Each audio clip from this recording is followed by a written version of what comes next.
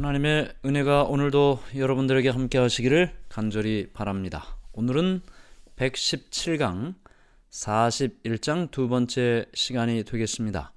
말씀 앞에 남는 자와 말씀을 떠나는 자라는 제목으로 말씀을 나누도록 하겠습니다.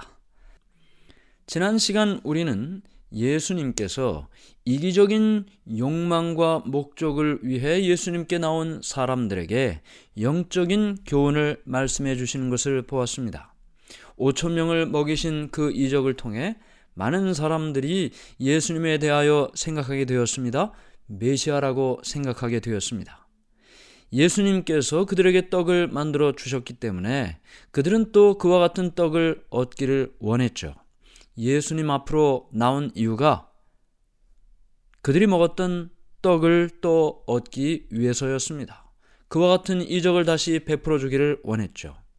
그러나 예수님께서는 현실적인 이익과 목적을 위한 것보다 영적인 목적을 그들에게 가르쳐 주기를 원하셨습니다. 다시 말하면 떡이 필요해서 떡을 그들에게 공급해 주신 것은 사실이지만 떡 자체가 목적이 아니었죠. 그 떡을 만들어 주시고 그 떡을 공급해 주신 하나님 아버지를 그들에게 가르쳐 주기를 원했던 것입니다. 그러나 그들은 그와 같은 예수님의 목적을 이해하지도 않았고 받아들이기를 원하지도 않았습니다. 예수님께서 그들에게 말씀하셨죠. 생명의 떡이다. 예수께서 이르시되 나는 생명의 떡이니 내게 오는 자는 결코 줄이지 아니할 터이요 나를 믿는 자는 영원히 목마르지 아니하리라. 그들은 그저 눈앞에 입에 넣을 떡을 원했지만 예수님께서는 자신이 하늘로부터 내려온 생명의 떡이라고 말씀하셨습니다. 이제 오늘은 지난 시간의 말씀을 생각하면서 요한복음 6장 37절부터 있는 말씀을 보도록 하겠습니다. 37절부터 40절까지 말씀입니다. 아버지께서 내게 주시는 자는 다 내게로 올 것이요 내게 오는 자는 내가 결코 내쫓지 아니하리라. 내가 하늘에서 내려온 것은 내 뜻을 행하려 함이 아니요 나를 보내신 이의 뜻을 행하려 함이니라. 나를 보내신 이의 뜻은 내게 주신 자 중에 내가 하나도 잃어버리지 아니하고 마지막 날에 다시 살리는 이것이니라. 내 아버지의 뜻은 아들을 보고 믿는 자마다 영생을 얻는 이것이니 마지막 날에 내가 이를 다시 살리리라 하시니라.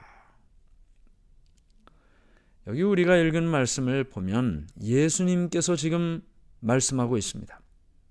특별히 예수님께서 말씀하실 때 그 말씀을 잘 받아들이는 사람도 있었지만 표면적으로는 예수님께 의심하고 불신하고 하는 사람들이 있었습니다. 바리새인들과 유대인이었죠.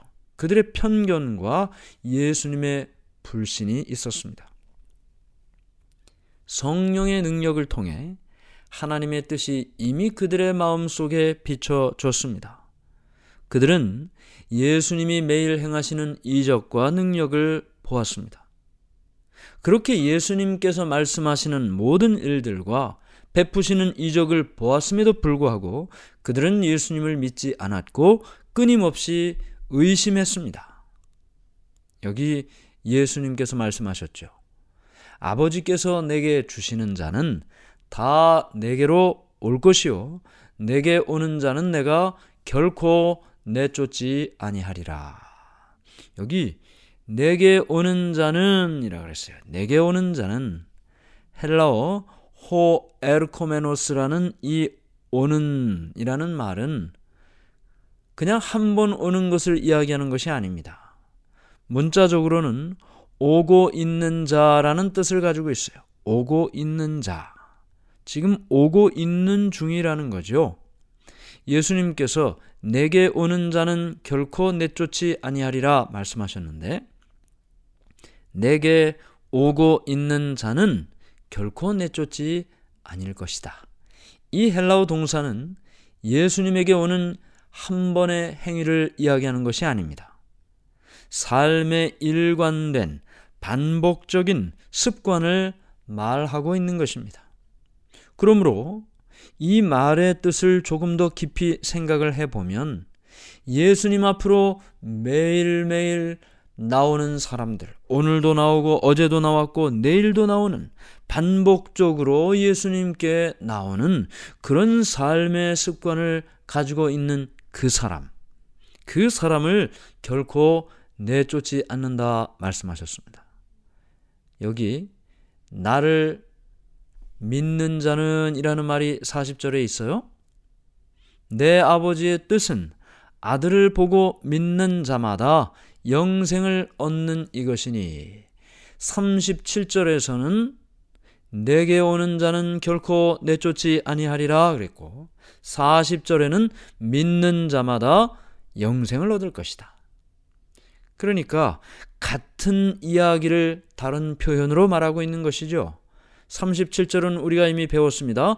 매일 반복해서 주님께 나오는 자, 한 번만이 아니에요. 반복해서 예수님께로 나오는 자라고 말했고, 40절에는 나를 믿는 자다 그랬습니다. 그러므로 반복해서 예수님께 나오는 그 사람은 예수님을 믿는 사람이라는 것이죠. 그냥 나올 수가 없지 않습니까? 예수님을 어제도 믿었기 때문에 어제도 나왔고, 오늘도 예수님을 믿기 때문에 오늘도 예수님께 나오는 것입니다. 내일도 예수님을 믿는다면 어김없이 예수님께 나오는 삶을 살겠죠. 그 사람은 예수님께서 결코 내쫓지 않을 것이고, 그들은 영생을 얻을 것이다. 여기 예수님께서 내쫓지 않는다 말씀하셨습니다. 이 표현은 내쫓지 않는다는 그런 표현이라기보다는 적극적으로 환영한다는 의미를 담고 있어요. 예수님께로 매일매일 반복적인 삶을 통해 나오는 자, 예수님을 믿는 자, 그들을 예수님께서는 전적으로 환영해 주신다는 것입니다. 예수님께서 이렇게 내게 오는 자는 결코 내쫓지 않는다 말씀을 하셨고요. 계속해서 말씀을 보면 아버지 하나님의 뜻과 나의 뜻을 이야기하고 있습니다. 38절에 내가 하늘에서 내려온 것은 내 뜻을 행하려 함이 아니요 나를 보내신 이의 뜻을 행하려 함이니라.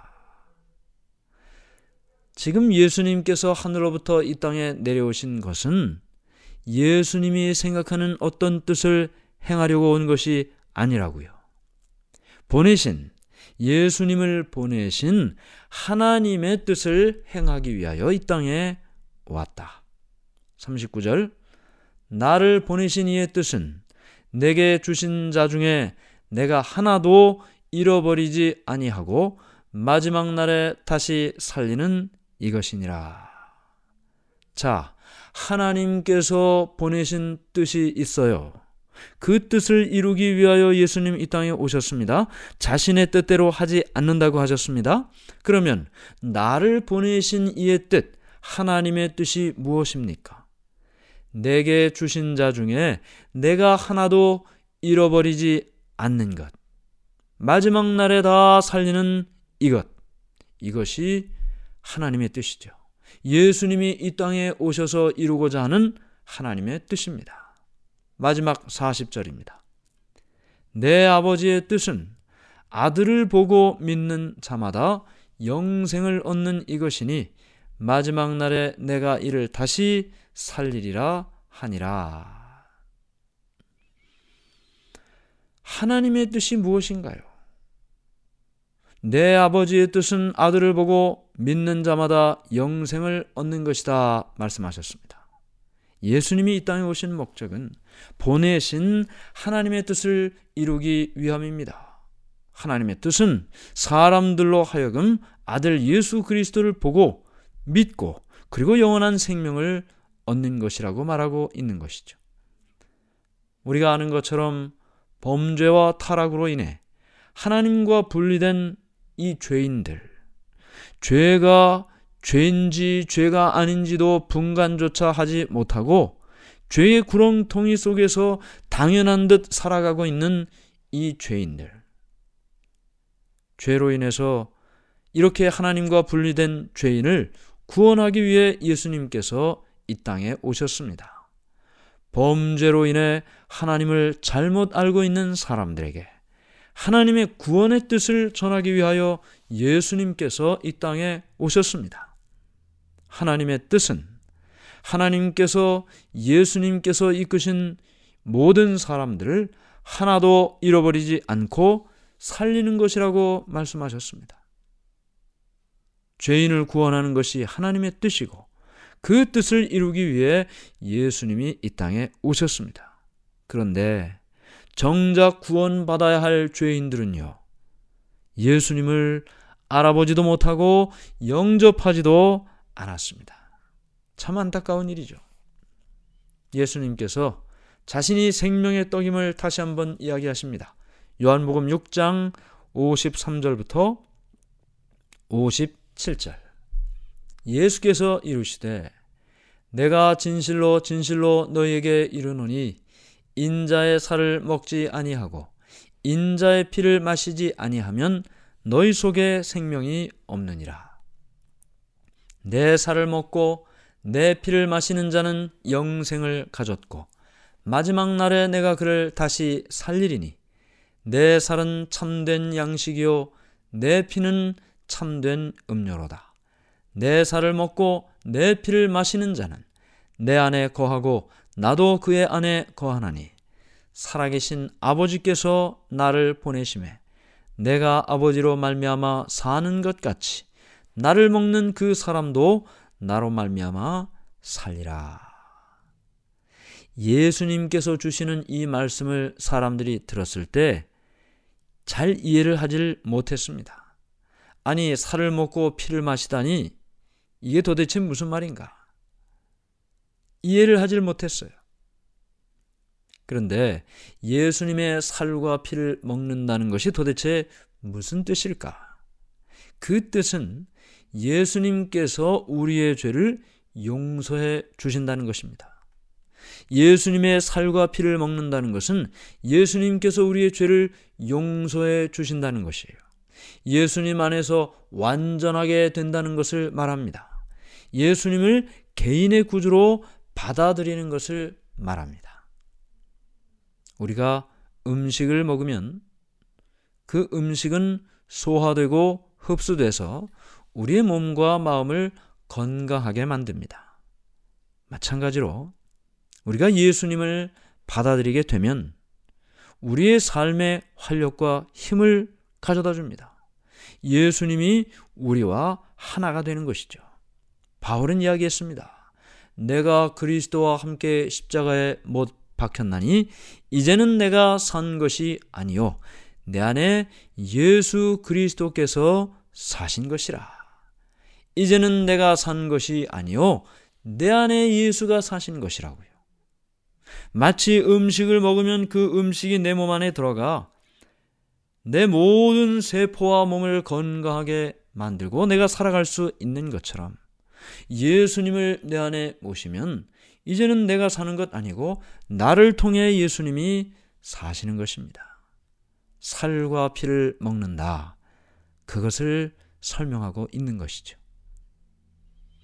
이론적인 지식은 우리에게 아무 유익이 되지 못합니다. 예수님을 마음 깊이 받아들이고 그분의 생명이 나의 생명이 되게 해야 됩니다. 예수님의 사랑과 은혜가 나의 삶과 하나가 되어야 되는 것입니다. 예수님께서 보내신 하나님을 믿음으로 사신 것처럼 우리도 예수님을 믿는 믿음으로 살아갑니다. 우리는 예수님을 따라가 사는 것이죠. 예수님은 전적으로 하나님을 의지하고 살았습니다. 하나님과 하나가 되어 살았습니다. 우리도 마찬가지죠.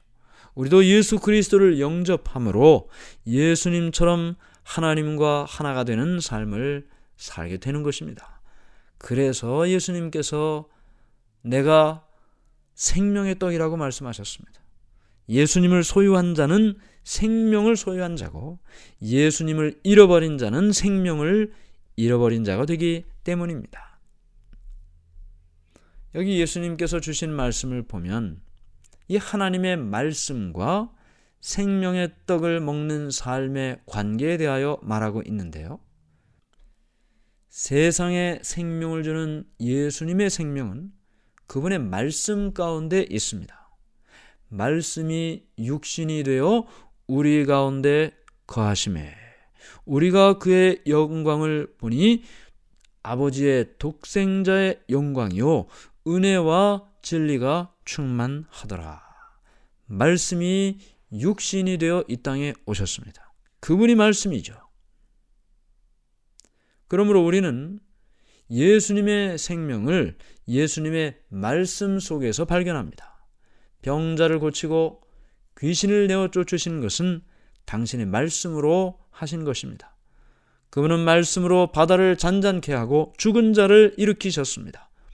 모든 성경은 예수님을 나타낸 것이고 예수님께서는 당신을 따르는 모든 사람들의 믿음을 말씀 위에 고정시키기를 원하셨습니다. 유대인들은요, 표적을 구하고 이적을 구했어요. 말씀의 중심을 두지 않았습니다. 그런데 예수님은요, 말씀에 우리의 신앙이 고정되기를 원하시는 것입니다. 그러므로 우리는 이 말씀을 통해 생명의 떡이 되시는 예수 그리스도를 받아들이고 살게 되는 것입니다. 모든 성경은 예수님을 나타낸 것이라 그랬죠. 기도하면서 성령의 도우심을 구하고 주의 깊이 성경을 연구할 때 우리는 이 말씀이 우리의 자신의 것이 될 때까지 끊임없이 연구하고 생각하고 깨달아야 된다라는 것을 생각합니다. 그냥 한번 지나가는 것이 아니에요. 우리의 삶에 적용될 때까지, 이 말씀이 내 자신의 것이 될 때까지 깊이 생각해야만 되는 것입니다. 변화시키는 그분의 은혜의 능력이 세속적이고 본성적인 것들을 다 멸하고 새로운 생명으로 다시 태어나게 해줍니다. 사랑이 증오를 대신하고 마음은 신령한 모습을 받게 됩니다. 이것이 바로 하나님의 입에서 나오는 모든 말씀으로 산다는 말의 의미가 되고 이것이 곧 하늘에서 내려오는 떡을 먹는 일이 되는 것입니다. 이 말씀 앞에, 이 생명의 떡 앞에 남는 자가 있고 떠나는 자가 있습니다. 요한복음 6장 66절부터 68절.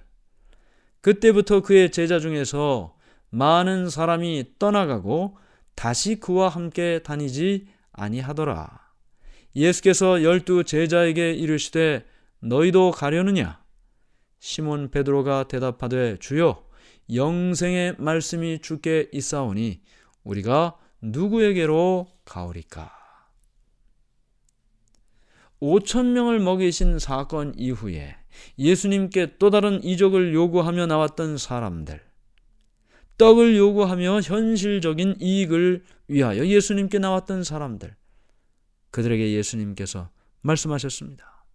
그 떡을 위하여 내가 이 땅에 온 것이 아니다. 하늘로부터 하나님께서 보내신 특별한 뜻이 있다. 그 뜻을 위하여 내가 이 땅에 온 것이다. 하나님의 뜻은 이 모든 죄인이 구원을 받는 것이고 그 일을 위하여 내가 생명의 떡으로 이 땅에 온 것이다. 나를 소유한 자는 생명을 소유한 것이고 나를 잃어버린 자는 생명을 잃어버린 것이다.